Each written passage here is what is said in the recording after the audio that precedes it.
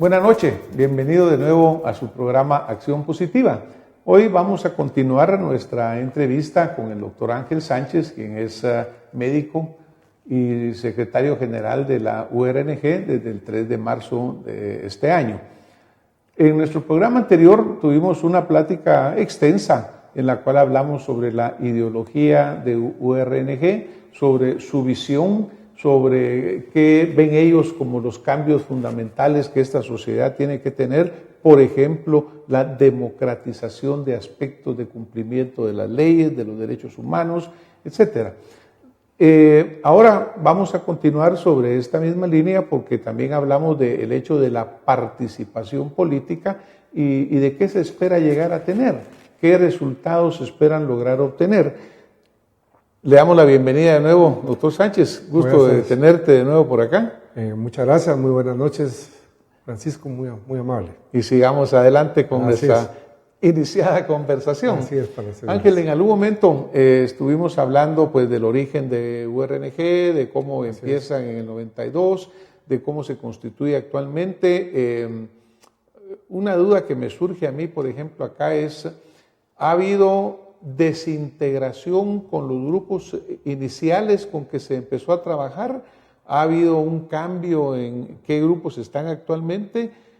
Tal vez te voy a hacer una pregunta en dos partes acá. Por ejemplo, cuando nosotros visualizamos los resultados electorales que ha tenido RNG en 1999, participa en el 2003, en el 2007 y en el 2011. Así es, efectivamente. Su mejor resultado lo obtiene en 1999, cuando tiene un 12.36% del voto popular. Efectivamente. En su última participación anda por el nivel del 3.27 aproximadamente, Ángel. Así es. Esto marca una disminución en ese voto. ¿A qué atribuirías tú ese cambio del 99, que fue la tercera fuerza política, a, digamos, prácticamente, y creo que tuvo 9 o 10 diputados, y en este momento que tiene un 3% del voto y tiene un diputado en el Congreso?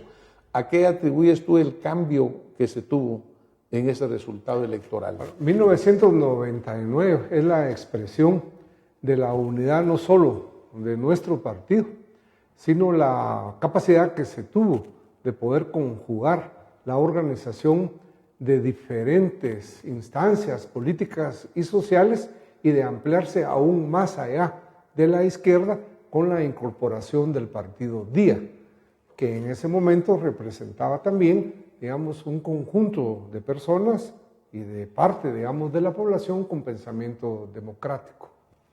A partir de 1999 se dan problemas internos dentro de URNG y al mismo tiempo, es decir, un proceso, yo diría, perverso por parte de la sociedad, o sea, del Estado, es decir, guatemalteco, en el sentido de cooptar a estas organizaciones populares y sociales, o a muchas de esas organizaciones populares y sociales que habían estado unidas desde antes de la firma de la paz con el Partido Político Revolucionario, para pasar, digamos, a ser ONGs u otro tipo de instancias que se alejan paulatinamente de la política y de lo político.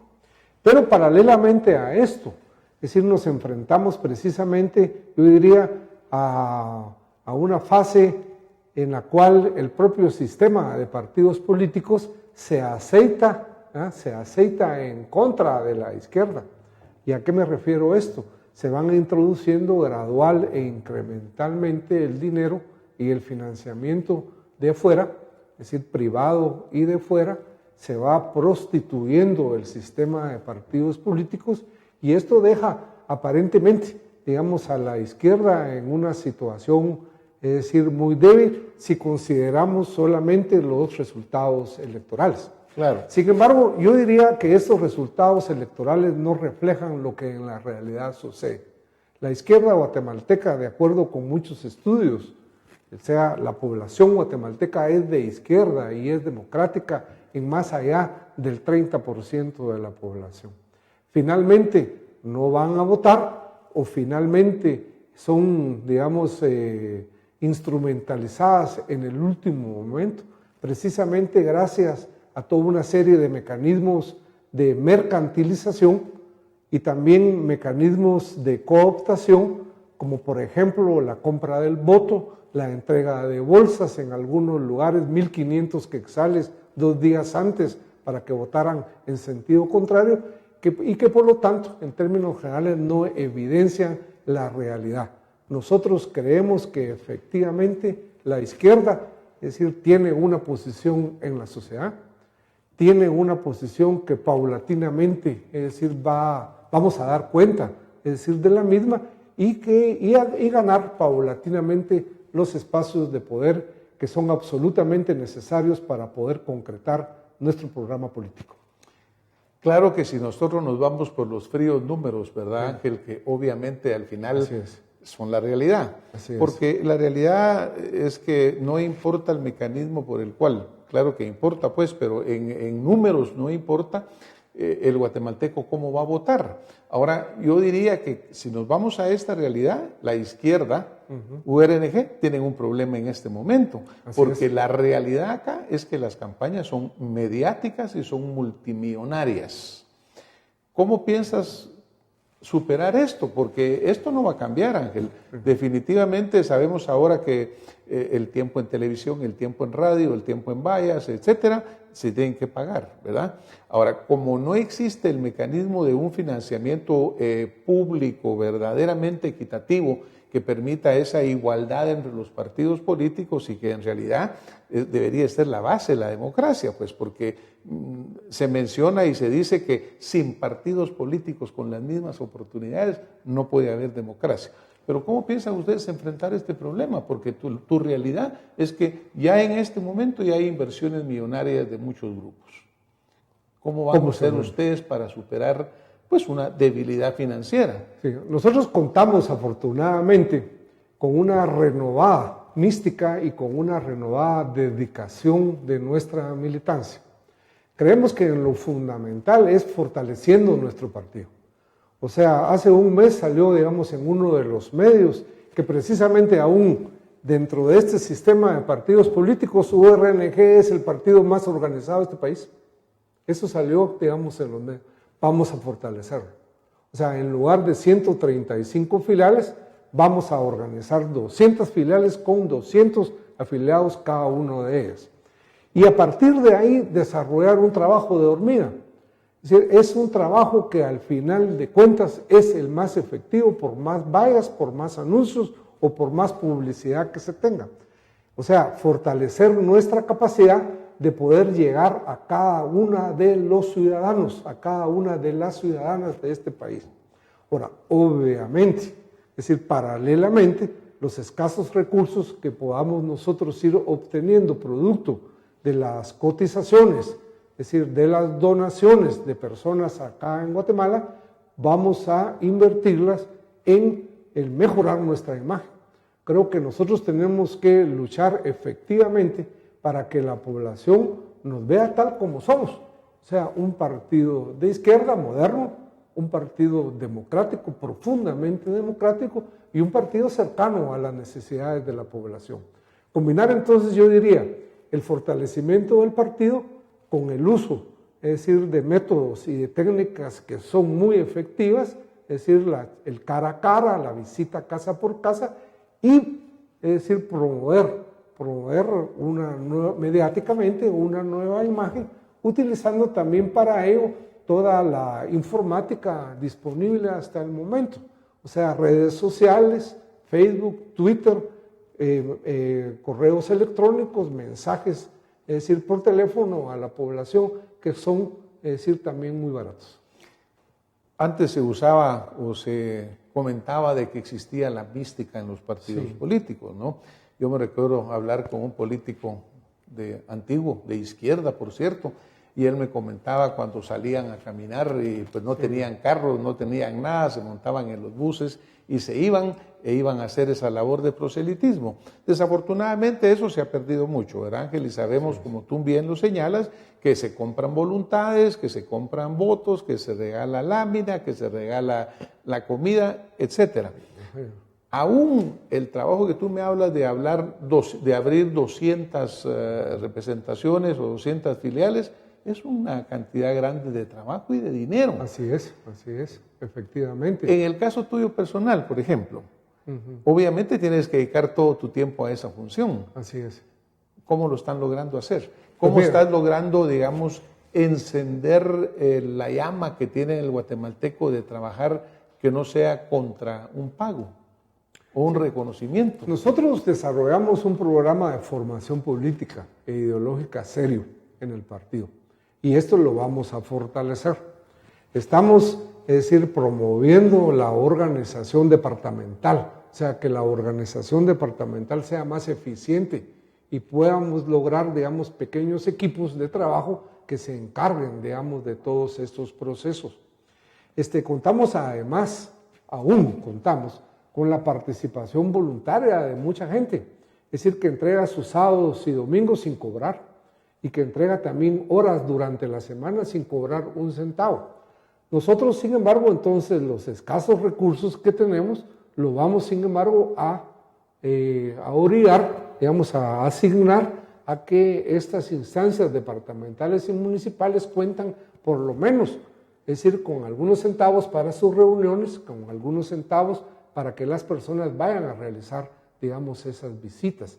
De tal manera que nosotros creemos que sí se puede. Y pues se puede también, porque si no tampoco podríamos combatir efectivamente las campañas mercantilistas si nosotros hacemos lo mismo. Es decir, si nosotros hacemos lo mismo, es decir, estaríamos teniendo un doble mensaje que no es correcto desde nuestro punto de vista. Esa es la parte clave, ¿verdad? Pero sin embargo, pues te comentaba esto porque es una realidad, ¿verdad? Que va a suceder y que ya está sucediendo. Ahora, por ejemplo, hablamos nosotros del caso Nicaragua, hablamos del caso El Salvador, ¿verdad? Pero tenemos en Sudamérica otros ejemplos del socialismo del siglo XXI. ¿Qué piensas tú del socialismo del siglo XXI? ¿Qué integración tiene con la visión de ustedes en URNG? ¿Y existe alguna relación con gobiernos o con movimientos socialistas de izquierda en Sudamérica? Así es, efectivamente. Nosotros compartimos la visión del socialismo del siglo XXI. Y si a mí me preguntaras ¿en qué consiste? Pues fundamentalmente el socialismo del siglo XXI consiste en la construcción de la ciudadanía. O sea, de que arribemos en este siglo a que todos seamos ciudadanos, pero para que todos seamos ciudadanos no es que tengamos un DPI o una cédula de vecindad. Ser ciudadano significa gozar de todos los derechos que es posible adquirir en nuestra sociedad. De tal manera de que yo me apuntaría, es decir, también por la necesidad que en nuestro país haya una revolución ciudadana, o sea, una revolución que permita, es decir, que todos y todas, es decir, seamos tratados de la misma manera y que tengamos los mismos derechos. En ese sentido, nuestro partido también, quisiera informarte, forma parte del Foro de Sao Paulo. El Foro de Sao Paulo es una entidad, es decir, que surge en 1999 como una instancia que agrupa a todos los partidos políticos de izquierda de América Latina. De todos los partidos políticos de izquierda de América Latina que creamos esa instancia en Sao Paulo, 15 de ellos están gobernando. Para que veas, pues, cómo la magnitud de la crisis del capitalismo, la pobreza, los problemas, digamos, de la sociedad latinoamericana son de tal naturaleza que la gente ha venido confiando en que los únicos partidos que realmente nos pueden sacar de esta situación son partidos de izquierda. En el caso específico de Guatemala, nosotros tenemos que ponerlos a la altura de las circunstancias. Cuando murió el comandante Hugo Chávez, yo dije en un discurso, la única manera de poder recordarlo es cumplir, en el caso de Guatemala, con lo que a nosotros nos corresponde. Y hoy lo afirmaría, lo que nos corresponde a nosotros es construir esa democracia, construir ciudadanía, construir la plena participación de todas y todos Y ahí estamos, en eso estamos nosotros como partido político y consideramos que lo vamos a lograr. Hemos renovado, yo diría, hemos renovado nuestra vocación por la toma del poder. O sea, nosotros somos un partido para tomar el poder, para realizar este programa político. Para eso estamos dados. No somos un club de amigos, no somos una organización caritativa, somos un partido político. Y de esa manera, entonces, otro elemento fundamental que nosotros estamos valorando muchísimo es la participación amplia de profesionales de las diferentes áreas para que conozcan, discutan, renueven nuestro programa de gobierno y preparar ya un gabinete sombra que esté en la capacidad de poder asumir el gobierno en los próximos años. Obviamente la línea de la democracia es bien tenue en algunos momentos, ¿verdad, Ángel? Por ejemplo, hay temas muy controversiales, por ejemplo, el caso del presidente Chávez, ¿no? En el sentido controversial de que obviamente hay una oposición y esta oposición ha señalado de abuso del poder democrático, de los medios democráticos por parte en este caso, el presidente Maduro, y de pasar por alto algunos puntos constitucionales.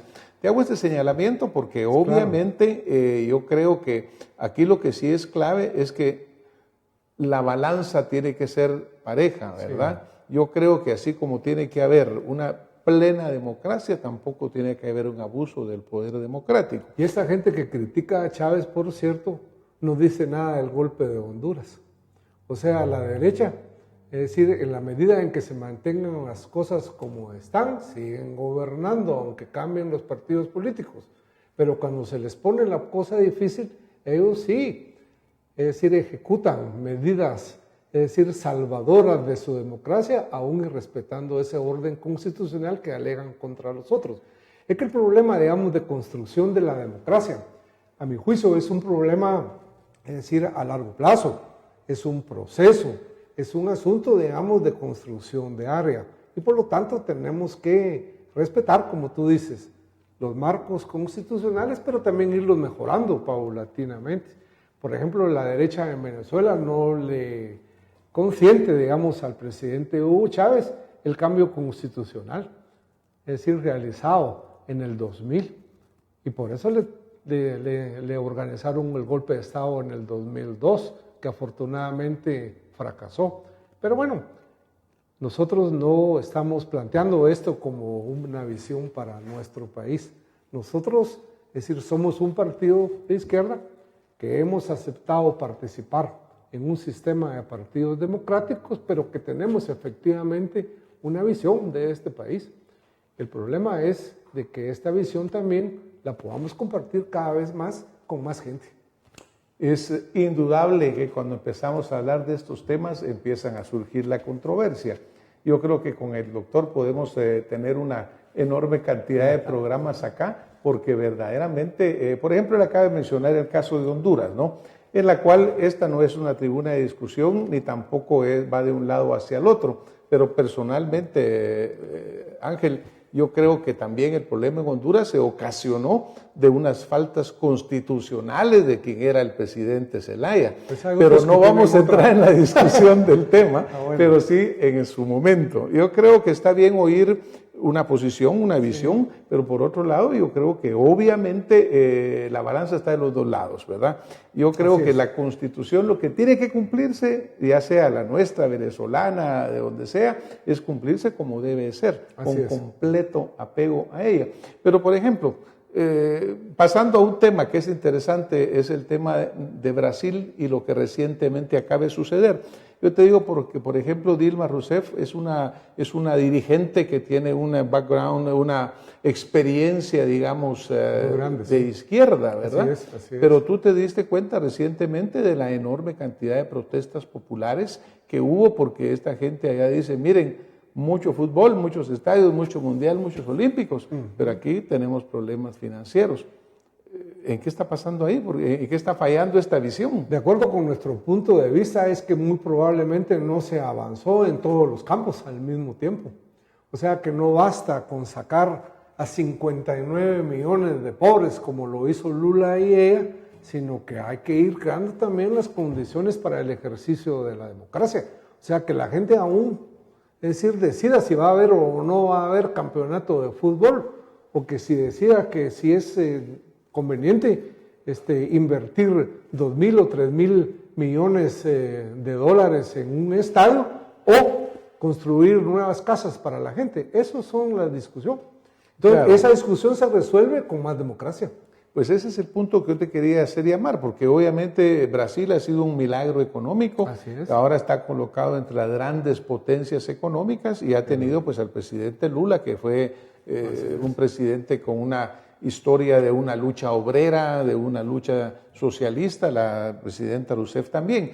Entonces sale como una sorpresa de repente este tipo de protesta popular, ¿verdad? Que yo creo que es lo que tú dices, que no podemos irnos de un lado ni del otro, sino que siempre hay que irse por el punto de que lo más importante es el derecho de los ciudadanos. Así es. No perder nunca de vista que eso es a donde tenemos que llegar. Ahora, Guatemala es un país que ha sufrido mucho, Ángel. Años de una guerra dura, en la cual obviamente mi visión personal, y yo creo que la comparten muchos guatemaltecos, es de que tenemos que sanar las heridas, que no podemos seguirnos, digamos, martirizando, nosotros castigándonos sobre lo mismo. ¿Qué visión tiene URNG de la necesidad de parar la confrontación y construir una nueva sociedad, obviamente en confianza, obviamente en un proceso democrático, pero dejando atrás el pasado? Nosotros seguimos compartiendo la visión que señalamos en 1996 y que después de haber firmado los acuerdos de paz, de haber firmado la ley nacional, estar de acuerdo con la aprobación de la ley nacional de reconciliación, que precisamente ordenaba todo lo atingente en este tema. Nosotros consideramos que no puede haber justicia si no hay verdad. O sea, la verdad histórica es fundamental para nuestro pueblo para no seguir cometiendo los mismos errores. Nosotros no creemos, ¿verdad?, de que la verdad, conocer la verdad, pedir perdón, es decir, por los errores, excesos o aún, digamos, acciones en contra de los derechos humanos cometidos, sea una cuestión que no deba de hacerse, debe de hacerse. Pero por el otro lado, nosotros creemos también, como lo dice el artículo 8º de la Ley Nacional de Reconciliación, que aquellos delitos de lesa humanidad deben de ser juzgados de acuerdo con las leyes. Nosotros lo que pedimos y hemos pedido siempre es dejar trabajar al sistema de justicia con libertad, que este sistema de justicia señale, es decir, lo que tenga que señalar y que sea acatado por todos. Aprovecho la oportunidad para hacer ese llamado, o sea, por la verdad, por la justicia y por el acatamiento de las decisiones de nuestro sistema de justicia, que por cierto debió también haber sido renovado, no se renovó y aquí tenemos las consecuencias. O sea, no se renovó, no se hicieron los cambios constitucionales que deberían haberse hecho en su momento, en 1999, y hoy nos enfrentamos a un sistema de justicia totalmente insuficiente e incapaz de poder afrontar estos nuevos desafíos. Pero ahí es donde yo siento, Ángel, de que es la función nuestra como ciudadanos. La función, cuando tú mencionabas URG, es una organización política que tiene una visión diferente. Yo creo que es parte nuestra, verdaderamente, el construir esa ciudadanía, ¿no? Y esa ciudadanía va a ser el fundamento de la nación que queremos, una nación que sea equitativa, que sea justa, que todo el mundo tengamos oportunidad, ¿verdad? Pero sí, yo lo que sí creo que la ley hay que cumplirla. Así es. Claro que hay que mejorar las cosas que no se mejoraron, como tú mencionas, porque sigue siendo, no se ha corregido la causa fundamental. en cuanto a los cambios que había que hacer en el sistema judicial, etcétera, ¿no? Pero sí yo creo que debemos evitar nosotros confrontación, tener una visión abierta, que se cumpla la ley como debe de cumplirse. Eso es fundamental. Y qué bueno oír que esa es la visión que ustedes tienen también. Así es, efectivamente. Nosotros somos consecuentes con lo que firmamos. Creemos que la agenda de la paz, que incluye reconciliación, es una agenda vigente. En la medida en que no se han resuelto los principales problemas de la sociedad. Es decir, ahí hay una agenda que puede ser mejorada precisamente por el surgimiento de nuevos problemas que no estaban contemplados en 1996, pero es la base, es decir, de un nuevo programa de gobierno. Nosotros invitamos a las fuerzas políticas, a la sociedad en general, a personas como tú, a los profesionales, a que revisemos efectivamente, digamos, esas propuestas, que construyamos juntos un programa de gobierno. O sea, URNG desea ser un instrumento para que la ciudadanía, es decir, asuma el poder, para que la ciudadanía se sienta, es decir, ejerciendo sus derechos. URNG no puede sustituir el poder popular, el poder de la ciudadanía. URNG es un instrumento de esa ciudadanía para conseguir esa visión que anhelamos todas y todos los guatemaltecos. Claro que obviamente con este sistema político que tenemos actualmente, como funciona, pues el ciudadano no llega a estar en poder, ¿verdad?